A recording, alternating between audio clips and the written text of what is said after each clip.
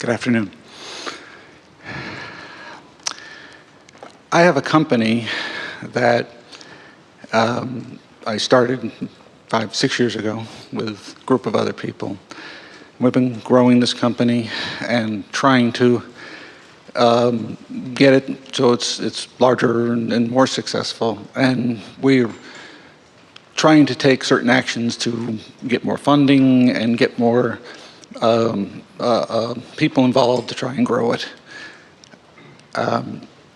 Some of the people I'm involved with this company are not aware of Abraham. They're not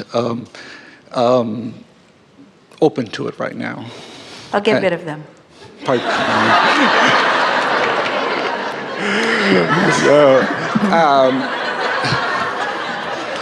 So I'm trying to find ways to practice the teachings, trying to use this approach, but I get a lot of things that we do to try to, in the past, that we've tried to do, it's by taking actions and things. And while I'm trying to practice some of your methods, what I end up with is being bombarded with them saying, well, what are we doing? What actions are we taking? What can we do? And you have to be doing something because I'm running the place. And I wanted to know if you had any advice for me on how to deal with this. We are glad you laughed when we were playing about getting rid of them, because that would be a rather conditional love, wouldn't it? Yes. If we can get everyone lined up to be just the way we want them to be, then we'll all feel better. But there is value in the diversity. And also, we want to really help you feel that they don't need to know what you know in order for what you know to make it all work. In other words, if you know it, whether they know it or not, you can hold to your vision. The question is, does their not knowing it keep you from knowing it? No.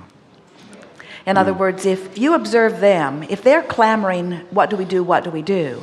And you are drawn into that, then your vibration gets watered down. But if you can see yourself as the visionary, we think that what you're realizing, and a lot of you who are beginning to understand the power of vibration, the power of thought, the power of alignment, it's as if you have your foot in one world and one in the other. It's in the world of knowing that it's about thought, and then there's the world of action. And they do not violate one another. In other words, we are not encouraging you to step away from action. We're just encouraging you to let your thoughts be dominant for you. And it sort of carries on with what we were talking about this morning. And so let's take all of that to a new place, because that's what your question is asking for. We talked about holding the vision. We talked about holding your attention upon what's in your vibrational escrow. And that's the tricky part about getting over what is itis, isn't it? That's the tricky part. That's the tricky part about letting go of what is so that you can move on to what's in your vibrational escrow. The tricky part is holding the vision, holding your thoughts upon what's in your vibrational escrow, even though what is clamoring in your face.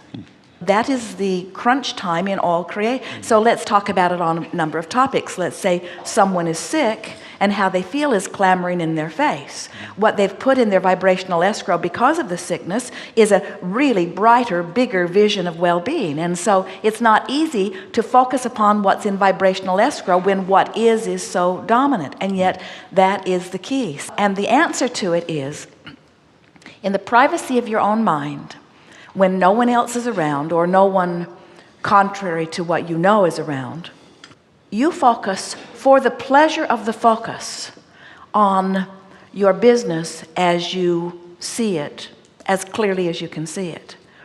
If you could, for every minute that you're focusing on what is, spend a minute focusing upon what is becoming, in a very short time you'd feel it shift. But you know, you don't even have to match it minute for minute, because there's so much more leverage in thought vibration.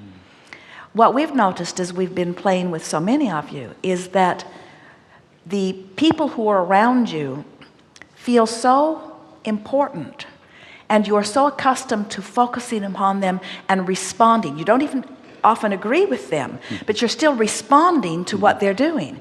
And so your response to what they're doing is time spent in contradiction of being a vibrational match to what's in your vibrational escrow. So this sales job we're doing here is just to say to you that 10 minutes, once or twice or maybe 3 times a day, seeing your vision as you want it to be would more than compensate for a whole day of people clamoring. But what happens is so many of you get so involved in the clamoring that you don't take the 10 minutes 2 or 3 times a day. And then you don't feel the power of it, the power of the leverage of it, because you're just not using it, you see. So we want you to go away with these things pulsing in your primary vibration.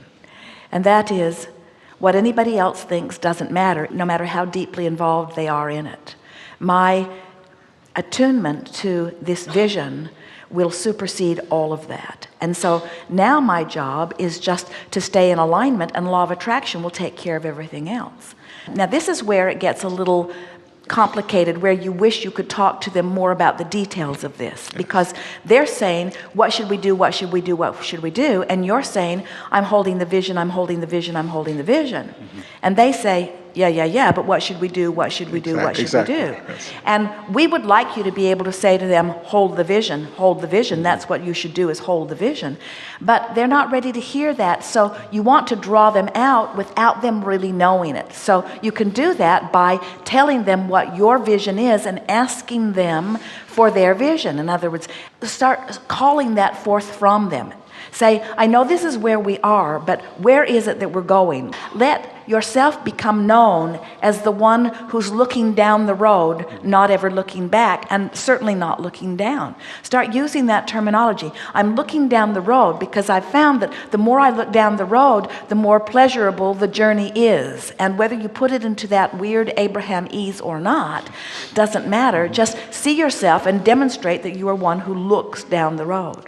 I have tried and convey these without getting into the details, but trying to tell them that, look, we've got to look at things in a positive aspect. We've got to look at the good parts. We've got to look at, what are we doing right, and build from there, and to try to get at least a good feeling going so that they'll work from that point. Here's the thing that we really want to get across to you right now.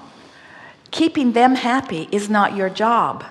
And even if they're not happy, it won't mess up what's happening in your business. But if they make you unhappy, that will mess it up. You see what we're getting at? Yes. In other words, what they're doing and all their clamoring and all of their wanting to act and all of their believing that they haven't figured out what to do or not sure that what they're doing is the right thing, all of that, we don't want to hurt anybody's feelings, is irrelevant. What is relevant is you holding the vision. It's not even relevant that they hold the vision. You just have to keep them from causing you not to hold the vision. One who's connected to the stream is more powerful than a million who are not. So it really doesn't matter what they're doing. You have the ability to hold the vision, and when you do, law of attraction will solicit from all around you things that match that. You could have a really unruly band of people that you are merrily moving along with who don't understand anything about law of attraction, who are beating the drum of what they don't want, who are mostly well-meaning and who you have gathered carefully, who have lots of positive aspects and lots of negative aspects. They could be a real mixed bag, as most bags are. And you've figured out finally how to keep yourself pretty happy, because when you think about where you're going, you always feel good. It's only when you take score about where you are in relationship to where you're going that you don't feel so good. So you're keeping yourself feeling really good, and they are or they aren't, but that's not anything for you to worry about. And if you're able to keep yourself feeling optimistic more than pessimistic, and eager more than depressed, and looking forward rather than worrying, if you can hold yourself just pretty consistently there, what happens is they come around. They come around or they go someplace else. But that's not for you to worry about. If you have people in your life that are displeasing you and they keep staying in your life, it's because you keep noticing that they're displeasing you, and your attention to that is what's holding them there. If you find things within them that are pleasing you and you give that your attention, then you hold those parts of them to you. You're not going to find anybody that's a perfect match to your vibrational escrow. It's your job to be that, you see.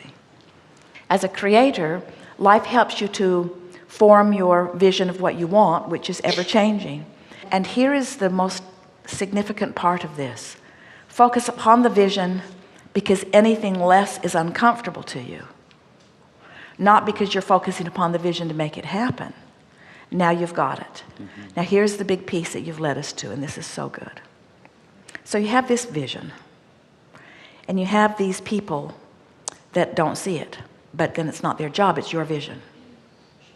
So you have this vision, and then you have these people that don't see it, but it's not their job, it's not their vision. So you have this vision, and then you have these people that don't see it, but it's not their job because it's not their vision. So you have this vision. You have these people that don't really see it because it's not their vision, it's your vision. So you have this vision. So you have this vision. You have this vibrational escrow.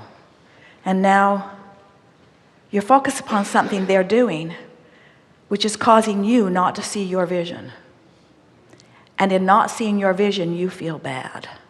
And it feels like it's their fault. But it's not their fault. You're just not looking at your vision. Isn't that interesting? In other words, it feels like everybody should help you to see your vision. It's not their job, it's your vision. It's your vibrational escrow. And even in those co-creative experiences, even when you have people that you've gathered together as a team, if you can just let them be the team, but it's your vision, and you can just hold true to your vision and not ask what really is the impossible, which is to ask anybody else to shore you up or support you. You're going to feel an autonomy and a control and an effectiveness and an empowerment that we cannot even find words to describe. And then what happens is the team that's surrounding you constantly morphs to match your vision.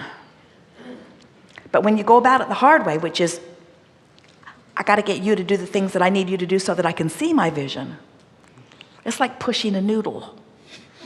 It never works. Helpful? Wonderful. Thank you. Yes, indeed.